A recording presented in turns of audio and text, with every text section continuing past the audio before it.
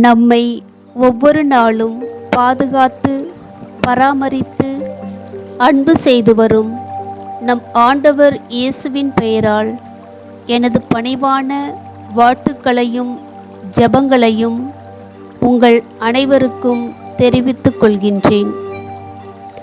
கடவுள் உலகை படைத்தபோது அதை நல்லதென கண்டார்.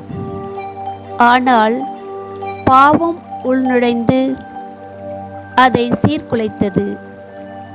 அதை சீராக்கவே நம் ஆண்டவர் இயேசு உலகிற்கு வந்தார். மனிதர்களின் அன்றைய நம்பிக்கை நோய்க்கு காரணம் பாவம் என்று நினைத்தனர். ஆனால் ஆண்டவர் இயேசு அதை உடைத்து சென்ற இடங்களில் எல்லாம் மனிதர்களின் நோய்களை குணமாக்கி நன்மை செய்து கொண்டே சென்றார்.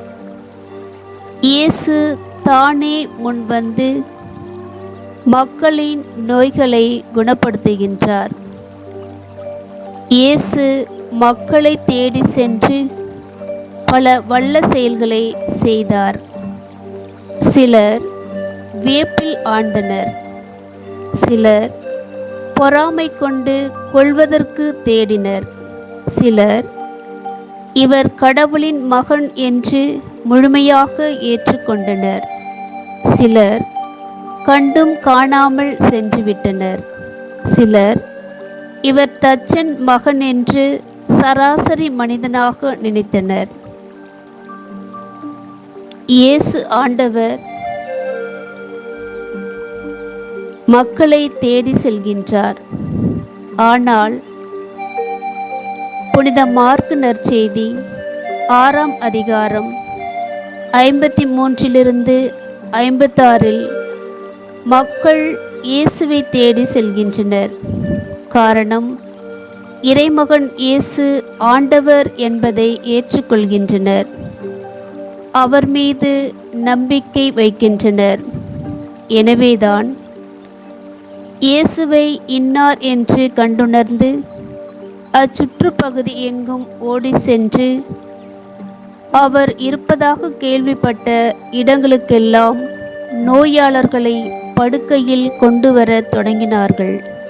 மேலும் அவர் சென்ற ஊர்கள், நகர்கள், பட்டிகள் அனைத்திலும் உடல் நலம் குன்றியோரை பொதுவிடங்களில் கிடத்தி அவருடைய மேலுடையின் ஓரத்தையாவது அவர்கள் தொட அனுமதிக்குமாறு அவரை வேண்டினார்கள். அவரை தொட்ட அனைவரும் நலமடைந்தனர்.